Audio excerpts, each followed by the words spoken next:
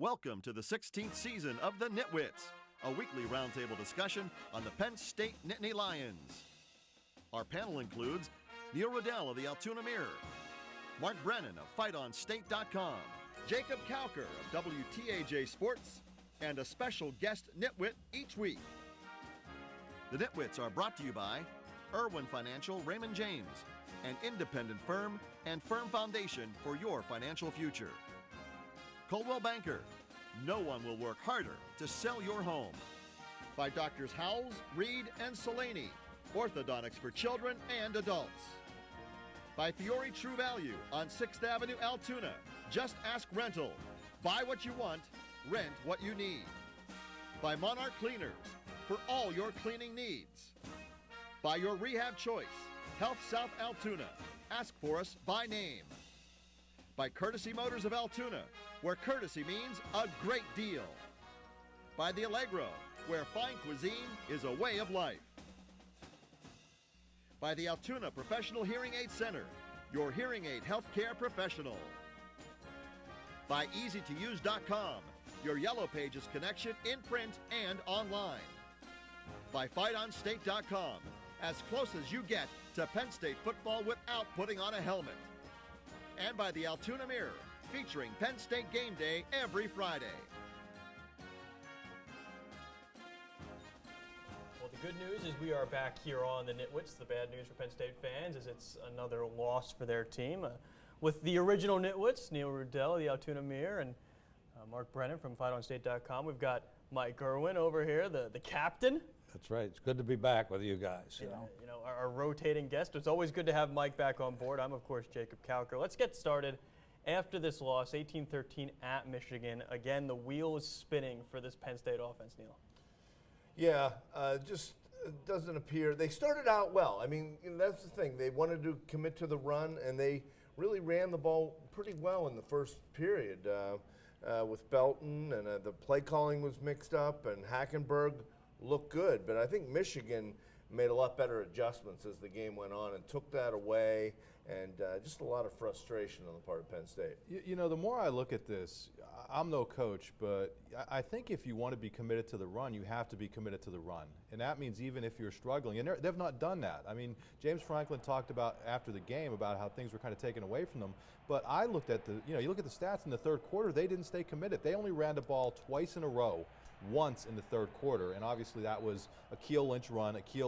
They faced 3rd and 4, and then Hackenberg throws it and it's picked off. But I think with the way this team is set up, the defense is playing real well. You know, the wild card is the special teams have been really up and down. But with the way the offense is, I think they have to commit to the run and take what you can get and hope the defense is going to pull you out of these things. You know, I think they did try to go with the run, but it worked a little bit the first half. And they only had, at the end of the half, they had 65 yards. I think second half they had -1 yard. So Michigan was not giving them a run. I think Michigan has a pretty good defense. And I think Penn State, that was a battle of the two defenses. Mm-hmm. And sometimes when you look like a good pass offense helps set up the running offense. And I think, they're more inclined to have Hackenberg throwing the ball. But even then, I don't know that the calls that they were making for Hackenberg are the right calls. I think he's going to get rid of the ball quicker and some of these slants and quick throws. He's thrown to the sideline, and then these plays they sort of drag out a lot. It doesn't seem like they're hitting the holes quick enough. You touch on the point about the defense, and to me, that would go hand in hand with committing to a run, because and maybe relying on your defense keeping the score down. They may have to play that this game way. Was there for them. Obviously. They were up 13-10 at the half. It was almost as if they had a couple touchdown lead. And the only way that Michigan got back into it was when Hackenberg threw the interception. Now listen, I'm not down on Hackenberg, but Mike, you could talk about having to pass the ball. Where is that getting you? The guy was sacked 6 times. Mm-hmm. Yeah, I would rather take a no gain than lose all of the yardage they lost. When you talk about the negative yardage, Mike, they had 6 sacks in that game. That counts against their running game. And I'm telling you that as I look at this, unless they commit to the run, for good, better, or worse, the teams have figured out how to stop Hackenberg without the run. They're going nowhere. Can you commit to a run if you haven't committed to a tailback? They're still trying to play 3 tailbacks. The other stat that's interesting, and Neil, you always talk about this, fumbles. You know, when you talk about ball security, Christian Hackenberg has had trouble this year with throwing the ball away. How many fumbles have their tailbacks had this year? Do you know? None. 0. Yep. Their tailbacks have had no fumbles. These guys, it's ball security. And so my point being, Mike, and I don't mean to just argue with you, if you're in these tight games, the last thing you want to do is turn the ball over, and it would seem to me, play it safe. And maybe I'm going back to the old school Joe Paterno Are the stuff. reasons they have 0 fumbles, though, because they haven't committed to the run? They haven't been touching it as much as they may have in past years? I mean, does that have something to do with it, that there's just not a big enough, you know, that they've gotten lucky? They carried the ball 30 times overall. Let me tell you, one of the biggest mistakes, Penn State lost their patience. One of the biggest mistakes we made was when we did that fake punt on 4th and 11, and we were still in their territory, and we were out about the 40-yard line, and we turned the ball over on a 4th and 11. I don't think we gained a yard. So I didn't mean that to being committed to the run. I don't know. But that's a great point, Mike. I agree with you there. Well, you know, and that speaks to the lack of patience. You know, and of course, you know, we were fortunate to watch for so many years. Joe would have punted that ball 98 out of 90 and 99 especially times. in that game. In that game on the road where you had a Michigan offense that really wasn't built to go the length of the field. Jake, what was Michigan's turnover? Was it minus 15 going into that game? Something ridiculous. Yeah, it was minus 13. Yeah, they had turned the ball over 15 times. They had only created 2 turnovers. So yeah, you're talking about a team that wasn't taking advantage of those opportunities. So why give them an opportunity? And that's one 4th down play. Another one that's creating a lot of talk inside Nittany Nation is that 4th down in the first quarter, where there was some miscommunication, it looked like, on the sideline. You see, you know, that they looked like they were going to be maybe at one point going for it, maybe at one point kicking a field goal. What do you guys take out of that exchange between James Franklin and John Donovan? Well, I think and I thought we were going to get to this in the next step, but I think they're still trying to get totally organized, and they're not there yet. And that speaks to some of the play calling. Franklin did say he wished he had that call back about the fake punt. And obviously their punting has been unreliable, and that was one of the reasons they decided to do that. But here was the second biggest mistake that we're viewing now. Hackenberg rolling out and throwing that ball across field. You know, we're still ahead at that point. It's 13-10. Yeah. So we turned the ball over on the fake punt, and then Hackenberg throwing across the field. I mean, that was a major mistake. We're still ahead at that point, and then we set them up. We gave them 3 points to tie it up, and then the short punt later on where we had the 26-yard punt. We better look at our punter too and examine, you know, our whole special teams, because all those plays, I mean, we were in the game and we had control of the game, I think, at that point. We don't make these dumb errors. And had Kaiser made that interception, you know, they might have been able to win the game and hold Michigan to single digits. One other quick stat. Penn State ran the ball on 3rd down 5 times in the game. 2 of those were Hackenberg sneaks. And that I think goes to what we're talking about. You become predictable on 3rd down. That's where your quarterback's getting killed. And I think as much as people want to be critical of Christian Hackenberg, we have to remember he's still 19. There's only so much that this guy could do. He can't carry the offense himself. I don't think they do, but he can't make that throw. I mean, that's just a throw for a kid agree. as good as he is, with the kind of future he has. He can't make that throw. And the other thing is, he has had some guys open on the flanks that he's been short on kind of consistently this year, whether it was Godwin or Hamilton in this game and going back. When you're hit as many times as he's hit, though, I know that's a big factor. But you know, one thing that scares me is when they do concentrate on the run and they go into the I formation. I mean, the defenses are coming together. They're putting 7 guys in the box. So when they have the spread formation and with 1 guy back, you have a little bit better opportunity, maybe even running the ball than from those formations. And I think that's what they've been trying to do. Now, I criticize the way they've been throwing to some of those wide outs. Like, I always think it's a lot quicker just to throw a slant coming in and some of those quick throws rather than hold on to it. You also had a problem with Geno Lewis yesterday. You take away one of your main threats. We're just going to go right through, no commercials in this one. We do have to take a break. When we come back, you talk about hanging around, and a big reason for that they were able to hang around in the game was this defense. We'll hit on the defensive play a little bit when we get back. You are watching the NitWits here.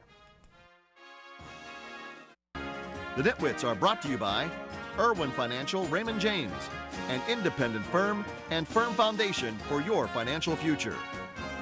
Coldwell Banker, no one will work harder to sell your home.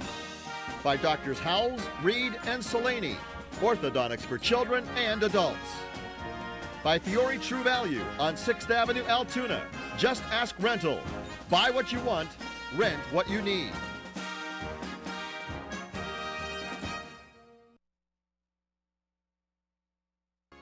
Now back to the Nitwits. A roundtable discussion of Penn State football. All right, Penn State, of course, coming off that loss against Michigan, and we talked a lot in the first segment just about what they couldn't do as they were hanging into this game. But, of course, the reason they were hanging in was the play of this defense, which, you know, I was talking as we had this break here. It's interesting, and I know it's two different coaching staffs, but last year it was just the communication issues were so big. Now that seems like it's kind of flipped from the defense having so many problems last year to now the defense being locked in, the offensive side of the ball being great last year. Now, you know, the reverse this year. I mean, what do you tabulate that to? They have, you know, more experienced players on defense. Hull is playing fantastic. I mean, he's playing as good as I would think any linebacker in the Big Ten, and he's playing himself into the conversation of the recent Penn State greats. And this defense, I think now, you know, you got Ohio State coming in here in 2 weeks, so I think kind of all bets are off. But I think other than that, I don't know about Michigan State later, the defense should be able to keep you in a line. Shoop's doing a nice job. Yeah, you almost feel sorry for these guys because I know down there after the game, you know, and talking to the defensive guys, they're like, well, we obviously didn't do a good enough job, and they're taking one for the team. I don't, you know, they gave up an early touchdown, but beyond that, I mean, this unit's playing so well. The defensive line to me has been very impressive. The backups on the defensive line getting in there and doing some things. You know, if you tell me going into that game that the defense is going to give up 16 points, 18 points overall, I'm thinking Penn State wins that game. I picked it 21-17. I don't know what more they could do, and Shoop has been a guy who's really impressed me so far. And if you look at some of these highlights that they're showing, Anthony Zettel, that big interception, set our first score up early in the game. And I really do think athletically this defense is really good. I mean, and if you look at it, they put them in a hole a lot during that game, and they survived, giving up, like you say, 18 points. And if you look at it, one was the safety at the end of the game to give the points up. The one will return it over a couple times. So yeah, I mean, they defended the short field. You know, look at Zettel. He used to play against Michigan every week. He gets an interception against Gardner 2 years in a row. Yeah, they really did limit Gardner, and you talk about facing Ohio State next, where they have that's a dual threat quarterback. Is that something that you kind of look as maybe carrying over from this game against Michigan into that game against the Buckeyes? But not to take some of the air out of the balloon, but we were playing Michigan, whose offense hasn't done much all year long. So our defense should have played well against them, but. No, I agree with that. I mean, the thing about Michigan is that was a team that had a real young offensive line at the beginning of the year, but they're really starting to gel. They're doing some better things now, and the other issue is I think the Penn State offense is going to struggle again against Michigan, and that's going to mean the defense will be on the field a lot, and I think that's going to, as Neil was implying, lead to some issues. Yeah, I mean. Are you talking about Ohio State now? Yeah. I mean, when they play Ohio State, okay. Yeah, I mean, you have a week off, so maybe they'll be able to go back to the drawing board. And Like they did last time? Yeah, I mean, that was one of the most disappointing. But I mean, look at the big picture here. They were real fortunate to beat Central Florida, and they're fortunate to beat Rutgers. They're still pretty fortunate to beat 4-2. As far as in-game fortune? Well, I mean, because I you mean, look I think and they're probably better than Central Florida. They're probably better than Rutgers, but in the moment of the game, probably. that's what you're talking You about? know, Central Florida's only lost one game this year. They lost to Penn State, and that's the only game they've lost. So No, they Missouri got beat clubbed them by bad. Missouri. Did they? Missouri beat them, yeah. Then Other they than lost that. 2 games. Okay. Sorry, I interrupted a good conversation. And they had to sneak out a win against BYU. Don't confuse I don't me want to with get the carried. facts. I thought I had one loss. I must have missed that Missouri game somewhere along the line. Well, you talk about improving in the bye week, and we didn't really see it this last time. When we come back, though, we'll look at what they need to do as we talk about the big picture moving forward. Through basically a half of the year, you get another bye week. What can they fix? How can they do it? Find out when we come next.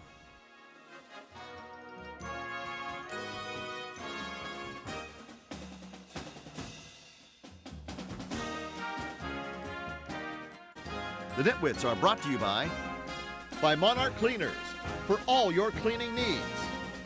By your rehab choice, Health South Altoona. Ask for us by name. By Courtesy Motors of Altoona, where courtesy means a great deal. By the Allegro, where fine cuisine is a way of life.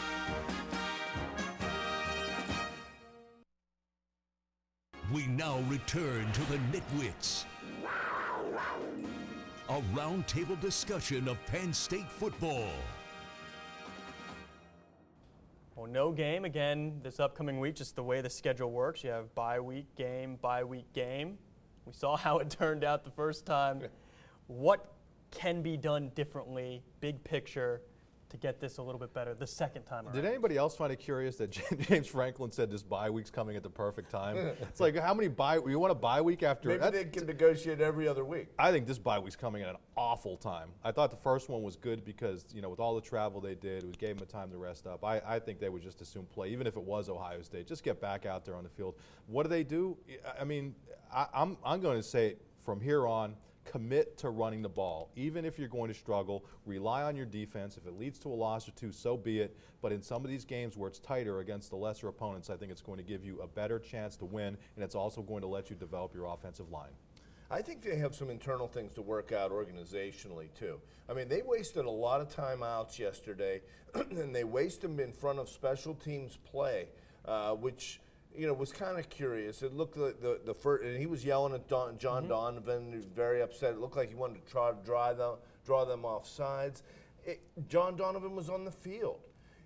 We almost never saw that in the past, where a coordinator would. In the previous 4 games or 5? I'm sorry, 5 you'd games. either be one place or the other. Donovan has been in the press box. Yeah. Now they decide to put him on the field, and I think that's a whole different perspective. So the thing with the Wildcat, you're putting Belton in a position. You're taking the ball when you should be passing in the red zone and with your All-American potential quarterback. Yeah. That's when they're giving the ball to Belton. So I think they have a lot of things that they really need to talk out and work out. And it's a staff that's been together. So that surprised me. Yeah. I'm trying to figure out what they fixed the last break we had. We went from Northwestern to Michigan, and I didn't see a whole lot of change. So we have another bye week, and they probably won't practice that hard again. But I don't know going out and fixing it. I don't hate to commit. I mean, I agree the running game hasn't been there. But I'm not sure you have to commit to the running game. I mean, if they think they go out to Ohio State and do a better job passing the ball against Ohio State, maybe that's what they should do to start. And they can always mix a run in with it. But I don't think Ohio State's certainly not going to be – you're not going to be overpowering Ohio State's defensive line. They're so quick and strong. I mean, they're going up against one of the better defensive lines in the country, I would think, right now. I think their secondary is pretty good. I mean, the entire defense is good, Mike. That's my point.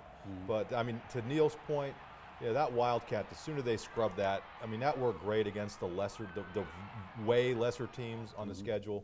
It's just not been there. And, maybe some plays have been there that haven't quite worked out. But, again, I think you're trying to do something with smoke and mirrors there that may be hindering the progress of the offensive line. And my whole thing about going on in this season is they are only going to be as good, and this is kind of a scary thing, as their offensive line is. And that offensive line is really struggling, and he's admitted that it basically is what it is. So how do you get better without committing to letting these guys at least try to be successful? But part of their strength are their tight ends and their wide receivers. I mean, so do you abandon those guys and say we're not going to run? I mean, they haven't been able to do that for 6 games yet, But they're not really using their last tight 2 ends. games, Mike. They're holding those tight ends in, and they're not really catching the ball anymore. And I agree. And we watched a specialist with tight ends with Bill O'Brien. I mean, the way he would drag Jesse James across was his kind of money play in a lot of key situations. We haven't seen the tight ends being able to operate in quite as much space. I still get back to Zwinak. I mean, I think he's being totally wasted. And also, to be fair to the staff, it's really not their fault. There's been a lot of extenuating circumstances going on with linemen who haven't worked out. So, and it's a honeymoon period of a first year, but that's also their job to help figure it out. Right, and they're the first ones to stand up and say, hey, we're not making excuses, so we're going to talk about the team. Yes, okay, they'd only have 62 initial scholarship players. We know that. I mean, everybody knew that going in, but in the course of the season, when you see things and you have to talk about it, we do have to be critical. I mean, that's the way it is. Well, what about Zwinak? I mean, The guy got I 3 can't figure it carries out. yesterday. I mean, I don't know. Maybe they don't want to use him as a fullback, but you would think it would help your blocking schemes. And they're keeping the tight ends in to block, but a lot of times it seems like they're some And of the then guys you're tying getting them beat. up so they're not going out for the passes. Yeah, it's- and if you look at Zwinak, Lynch, and Belton, I mean, they're all decent running backs, but they just haven't had any running room. You can't run through 3 guys that are there waiting for you. I mean, he bounced off one time early in the game. It took him broke about 3 tackles to gain 2 yards or something like that. You can't run against a brick wall. And if those guys aren't opening up the holes, I mean, that's what I'm saying. I'm not sure, this offensive line is going to be able to drive these people out of there. Well, if you don't do it, your quarterback's been sacked 20 times, more than anybody else in the Big Ten. This is your franchise player for the next couple of years. He's not going to make it through the season. All right, well, that's the final thought in this segment. When we come back, we'll take a look at the Nitwit of the Year standings after a Michigan win over Penn State, and we'll have our final thoughts. You're watching the Nitwits. The Nitwits are brought to you by the Altoona Professional Hearing Aid Center, your hearing aid healthcare professional. By EasyToUse.com, your Yellow Pages connection in print and online. By FightOnState.com, as close as you get to Penn State football without putting on a helmet. And by the Altoona Mirror, featuring Penn State game day every Friday.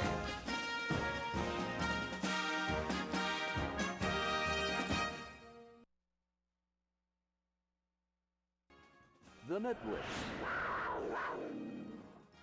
A weekly look at the Nittany Lions.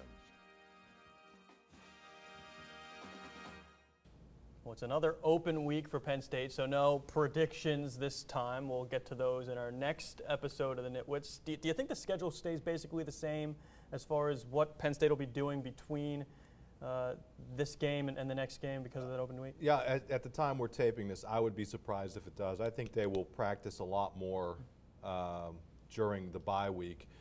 Because for the first one, I completely understood what they were doing. Again, the team was beaten up with so few numbers, so little depth, with all the travel they did. I think everybody was tired. But after again, I think you want to get them out there and get them hitting and get them doing things this week and kind of reset that way. And one thing I liked about how Franklin has handled these losses, he's still very positive. Yep.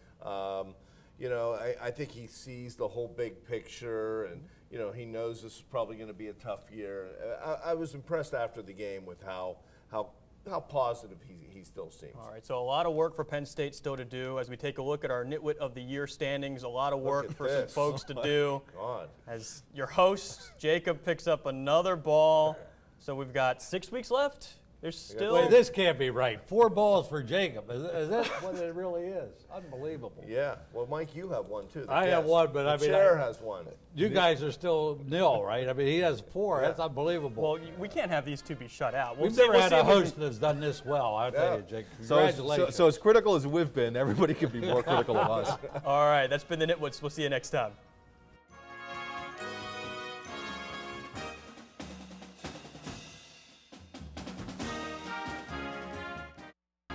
The Nitwits are brought to you by Irwin Financial Raymond James, an independent firm and firm foundation for your financial future. Coldwell Banker, no one will work harder to sell your home.